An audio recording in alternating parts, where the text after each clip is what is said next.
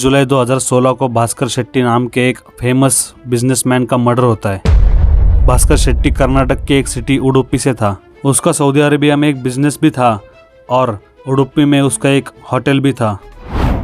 इस मर्डर के कारण कुछ अलग ही बताए गए, मतलब प्रॉपर्टी में हुए झगड़े के कारण भास्कर शेट्टी का मर्डर किया गया था। लेकिन आज हम इस केस के जड़ में जाकर देखेंगे कि आखिर क्या हुआ था भास्कर शेट्टी के साथ। उद्यमी भास्कर शेट्टी, ಬಹುಕೋಟಿ ಉದ್ಯಮಿ ಭಾಸ್ಕರ್ ಶೆಟ್ಟಿ नाम है भास्कर शेट्टी। ಉಡುಪಿಯ ಉದ್ಯಮಿ ಭಾಸ್ಕರ್ ಶೆಟ್ಟಿ ಕೊಲೆ ಪ್ರಕರಣ ಬಯಲಾಗಿದೆ। भास्कर शेट्टी का जन्म 1964 में हुआ था और पढ़ाई के बाद उनकी शादी राजेश्वरी से हुई। उनकी मां का नाम गुलाबी शेट्टी था और बच्चे का नाम नवनीत शेट्टी। और जैसे मैंने आपसे वीडियो के स्टार्टिंग में कहा था कि उनका सऊदी अरेबिया में बिजनेस भी था और उडुपी में ही उनका एक होटल भी था। लेकिन 28 जुलाई 2016 को भास्कर शेट्टी मिसिंग हो जाते। मतलब वो उनके उडुपी के हाउस से ही दिखते नहीं, गायब हो जाते हैं। फिर कुछ घंटों राह देखने के बाद भी भास्कर शेट्टी दिखते नहीं। उनसे कांटेक्ट करने की कोशिश की जाती है, रिलेटिव्स को भी पूछा जाता है, लेकिन कुछ कनेक्टिविटी नहीं होती। इसलिए उनकी माँ वो मिसिंग होने के दूसरे दिन पुलिस में मिसिंग कंप्लेंट करती है। पुलिस उनकी कंप्लेंट लिख लेती है और उसके बाद जब वो इन्वेस्टिगेशन शुरू करती है तब पुलिस के हाथ जो जो सबूत लगे उन्होंने उसकी एक से एक फिर दूसरी ऐसी कड़ियाँ जोड़ के एक कहानी सामने लाई। पुलिस ने यह कहा था कि 28 जुलाई को दोपहर के 3 बजे जब शेट्टी उनके दुर्गा होटल से घर लौटे तब वो नहाने गए थे और उस वक्त उनके घर में उनकी वाइफ राजेश्वरी, उनका बेटा नवनीत शेट्टी और निरंजन भट्ट, ये लोग उनके घर में थे।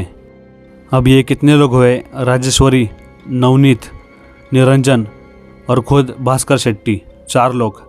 तो 4 लोग उस घर में उस वक्त मौजूद थे। और इसके बाद जो कुछ हुआ वो सब होश उड़ा देने वाला था। जब भास्कर बाथरूम से बाहर आए उसी वक्त उनकी वाइफ राजेश्वरी ने उन पर पेपर स्प्रे मारा और एक रॉड से उनके सिर पर जोर से मारा। और उसके बाद भास्कर को पेस्टिसाइड पिलाया गया। पेस्टिसाइड मतलब कीटनाशक, जिससे कीड़े मरते हैं, जहरी समझो उसे। फिर उन्होंने भास्कर के हाथ और पैर बांध के उसे बाथटब में डुबाया गया।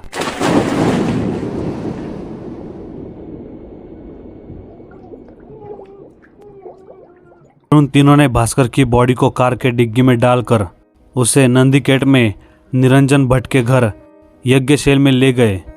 यज्ञशैल मतलब जहाँ होम किया जाता है। फिर भास्कर की बॉडी को उन्होंने उस होम के कुंड में घी, कपूर और पेट्रोल का उपयोग करके आग लगा के जला दिया। सबूत मिटाने की कोशिश में भास्कर शेट्टी की राख और हड्डियों के साथ साथ कुंड की ईंटों को भी पल्ली नदी में फेंक दिया गया।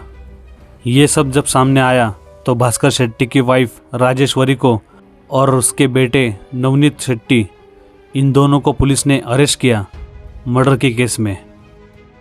ये दोनों का ठीक है, लेकिन निरंजन भट्ट, उसका इसमें क्या था? तो जब उसका खुलासा हुआ तो सब लोग हक्के बक्के रह गए। निरंजन भट्ट एक एस्ट्रोलॉजर था और उसका भास्कर शेट्टी की वाइफ राजेश्वरी के साथ अफेयर चल रहा था।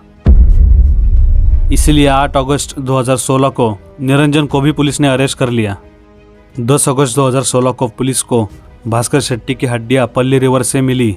उन्होंने जल्द से जल्द उसकी हड्डियों को फॉरेंसिक लैब में भेजा ताकि उसका एग्जामिनेशन हो सके और उसमें डिटेल पता चल सके। पुलिस ने निरंजन के फादर श्रीनिवास भट्ट को भी अरेस्ट कर लिया और रघवेंद्र को भी उन्होंने अरेस्ट कर लिया, क्योंकि रघवेंद्र वो था जिसने ये सब नदी में फेंक दिया था। फिर क्या 1300 पेजेस की चार्जशीट फाइल होती है उडुपी कोर्ट में उन 5 एक्यूज के खिलाफ। पहली भास्कर की पत्नी राजेश्वरी शेट्टी, उसका बेटा नवनीत और वो एस्ट्रोलॉजर निरंजन, उसके पिता श्रीनिवास भट्ट और ड्राइवर रघवेंद्र। इसमें से 3 मेन एक्यूज राजेश्वरी, नवनीत और निरंजन ही थे। इन तीनों को 30 नवंबर 2016 में जुडिशियल कस्टडी में भेजा गया। इसमें उनको नॉन बेलेबल वारंट भी दिया गया था, मतलब इसमें उनकी बेल नहीं हो सकती थी। निरंजन भट्ट एस्ट्रोलॉजर के बारे में ये कहा जाता है कि 9 अगस्त 2016 को उसने खुदकुशी करने की कोशिश की थी। उसकी डायमंड रिंग निगलने के प्रयास में, और उसके कानों की 2 बालियां भी वो निगलने की कोशिश कर रहा था। उस वक्त वो मणिपाल के पुलिस स्टेशन में कस्टडी में था, और ये सब जब उसने प्रयास किया तो उसी वक्त उसे अज्जारकड़ हॉस्पिटल में एडमिट किया गया। वैसे वहाँ पर उसे कुछ हुआ नहीं, उसकी कंडीशन स्टेबल थी और वो रिकवर कर गया। 28 दिसंबर 2016 को राजेश्वरी शेट्टी ने बेल के लिए अप्लाई किया था, लेकिन उडुपी के डिस्ट्रिक्ट कोर्ट ने उसकी बेल को रिजेक्ट कर दिया। फिर वो 13 फेब 2017 में हाई कोर्ट ऑफ कर्नाटका में गई बेल के एप्लीकेशन लेके, लेकिन वहाँ पर भी राजेश्वरी शेट्टी की बेल को रिजेक्ट कर दिया। उसके बाद वो सुप्रीम कोर्ट के पास भी गए, लेकिन वहाँ पर भी बेल रिजेक्ट हो गई। लेकिन आखिरकार सुप्रीम कोर्ट ने 23 अप्रैल 2018 को कंडीशनल बेल दे दी राजेश्वरी को। कंडीशनल बेल में ऐसा रहता है कि आपको पुलिस स्टेशन में हर महीने आकर दस्तखत करने होते हैं, तो ऐसी बेल उसको मिल गई थी। कुछ सालों बाद निरंजन भट्ट ने भी पुलिस से इंटरम बेल के लिए अप्लाई किया, क्योंकि 24 जून 2020 को उसके फादर की डेथ हो गई थी और उनके आखिरी जो क्रिया होती है उसके लिए उसे जाना था। तो डिस्ट्रिक्ट कोर्ट ने उसे इजाज़त तो दे दी, लेकिन उन्होंने कहा कि तुम्हें 7 जुलाई के अंदर अंदर वापस अपने आप को सरेंडर करना होगा, और उसके लिए 5 लाख रुपए का बॉन्ड भी देना पड़ा निरंजन को।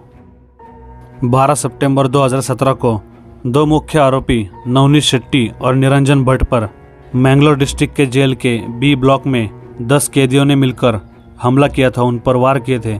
उसके बाद दोनों को इलाज के लिए अस्पताल में ले जाया गया, और आखिरकार Udupi principal district session court ने 8 जून 2021 को 3 मुख्य आरोपियों को भास्कर शेट्टी की पत्नी राजेश्वरी शेट्टी, बेटा नवनीत शेट्टी और एस्ट्रोलॉजर निरंजन भट्ट, इन तीनों को आजीवन कारावास की सज़ा सुनाई। भास्कर शेट्टी का मर्डर करने के पीछे का रीज़न और प्रॉपर्टी के इश्यूज बताया गया है, लेकिन इसके साथ साथ राजेश्वरी का जो निरंजन भट्ट के साथ अफेयर था वो भी एक रीज़न बनता है। अब उन तीनों ने जो गुनाह किया और इसके पीछे उनकी जो नीयत थी, उस हिसाब से उनको आजीवन कारावास की सज़ा तो मिल गई दोस्तों। लेकिन भास्कर की माँ ने जो अपना बेटा खोया वो तो उसे वापस नहीं मिलेगा। आज की इस केस में इतना ही। अगर आपको ये वीडियो इन्फॉर्मेटिव लगा हो तो इस वीडियो को लाइक कीजिए। आप अपने इस चैनल पर नए हो तो सब्सक्राइब करना मत भूलना दोस्तों। अपना और अपने करीबियों का ख्याल रखिए। मिलता हूँ आपसे अगली वीडियो में।